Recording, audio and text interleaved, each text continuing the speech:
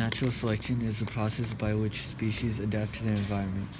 It leads to evolutionary change when individuals with certain characteristics have a greater survival or reproductive rate than other individuals in a population, and pass on these inheritable genetic characteristics to their offspring.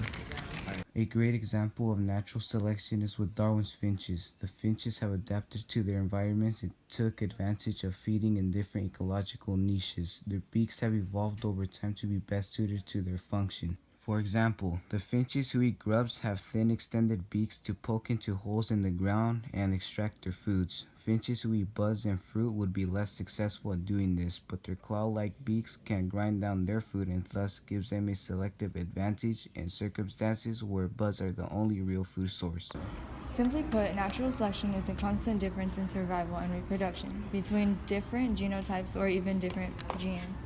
In what we could call reproductive success, the reason that natural selection is important is because the central idea stemming from Charles Darwin that explains design in nature. It is the one process that is responsible for the evolution of adaptations and organisms to their environment. Artificial selection is the international breeding of plants and animals. Like natural selection, artificial selection acts by allowing differential reproductive success to individuals with different genetically determined traits in order to increase the frequency of desirable traits in the population.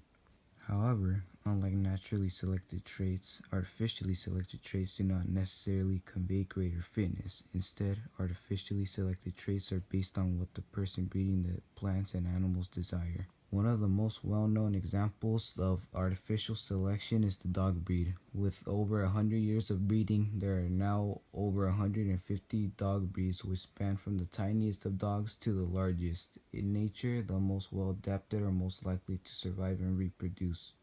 But in artificial selection, the animals who have the most desirable traits are allowed to reproduce by the breeders.